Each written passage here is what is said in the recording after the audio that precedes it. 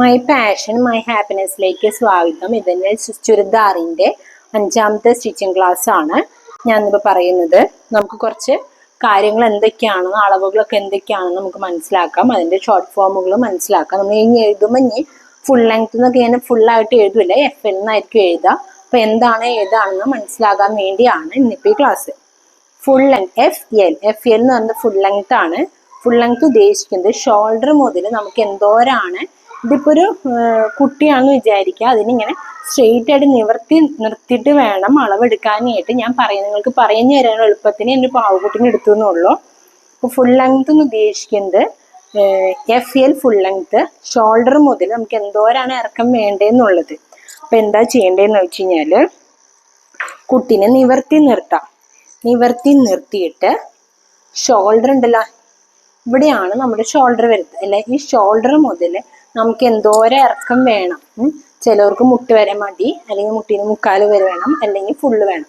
അപ്പം വേണം. അപ്പം ബ്രസ്റ്റ് ഒക്കെ ഉള്ള കുട്ടിയാണെന്നുണ്ടെങ്കിൽ കറക്റ്റ് ബ്രസ്റ്റിന് മോളിക്കോടെ ഒക്കെ നമ്മളിങ്ങനെ വേണം അളവെടുക്കാനായിട്ട്. സ്ട്രെയിറ്റ് ആക്കി നിർത്തിയിട്ട് ഷോൾഡറിൻ്റെ കറക്റ്റ് ഇതാണ് നമ്മുടെ ഷോൾഡർ വരുന്നത് അല്ലേ.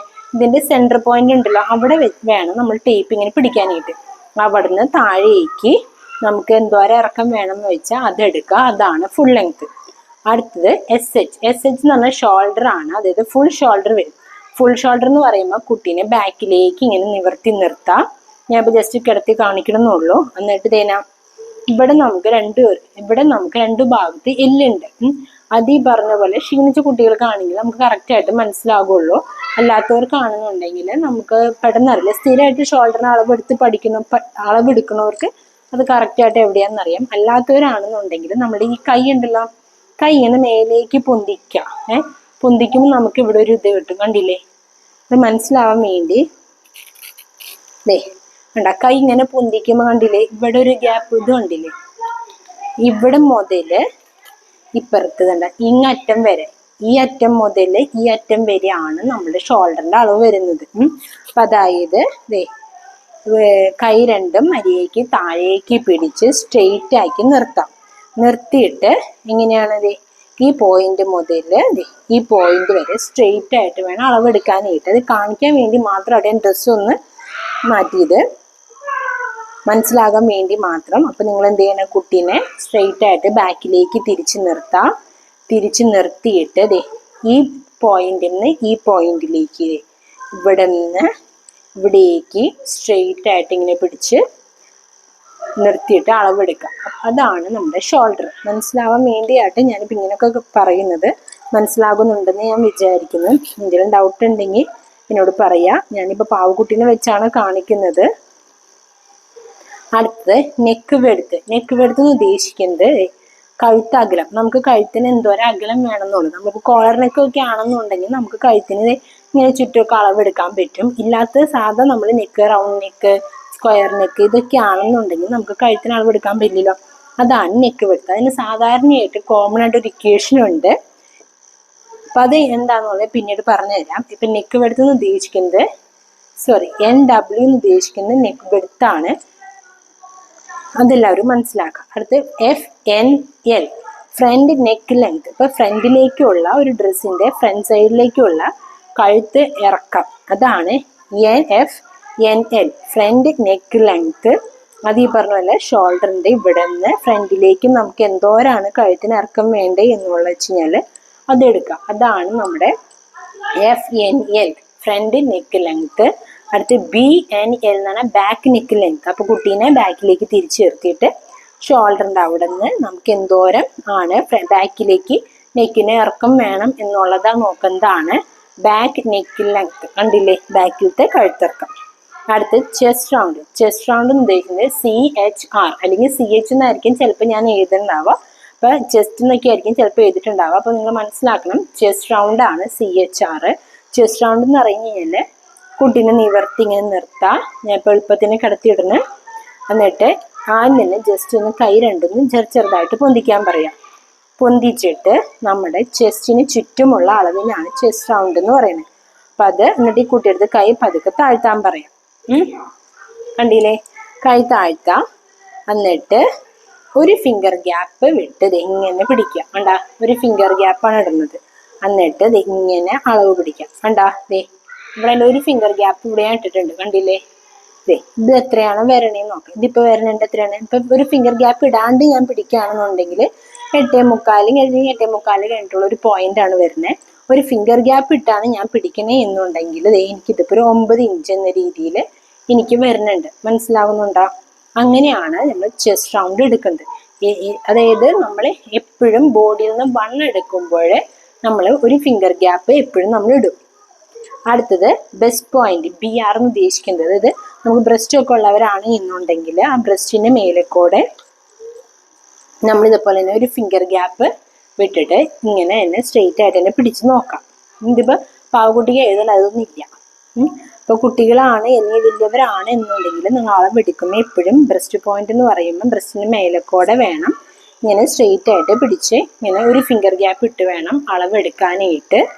അതാണ് ബെസ്റ്റ് പോയിന്റ്, ബെസ്റ്റ് റൗണ്ട്. അടുത്ത് മിഡ് വേസ്റ്റ് റൗണ്ട്, അതായത് MWR എന്ന് പറയും. അത് നമ്മൾ ഷേപ്പ് ഒക്കെ വരില്ല, നമുക്കൊരു ബോഡിക്ക് ഒരു ഷേപ്പ് വരുമല്ലോ, ആ ഷേപ്പിന്റെ അവിടെയാണ്, ആ ഒരു ഷേപ്പിന്റെ ആ ഭാഗത്തെ ഉദ്ദേശിക്കുന്നതാണ് മിഡ് വേസ്റ്റ് റൗണ്ട്. അപ്പൊ ഇങ്ങനെയൊക്കെ ആവുമ്പോൾ അത് ഇവിടെ നിന്ന് ഇങ്ങനെ എന്താ പറയുക, ഇത് ഇങ്ങനെയൊക്കെയാണല്ലോ ഒരു ഷേപ്പ് വരുന്നത്. ഈ ഷേപ്പ് എവിടെയാണോ സ്റ്റാർട്ട് ചെയ്യണേ അത് ഇതുപോലെ തന്നെ റൗണ്ടിൽ ഒരു ഫിംഗർ ഗ്യാപ്പ് ഇട്ട് അളവെടുക്കുക. അതാണ് എന്ത് മിഡ് വേസ്റ്റ് റൗണ്ട് എന്ന് പറയുന്നത്.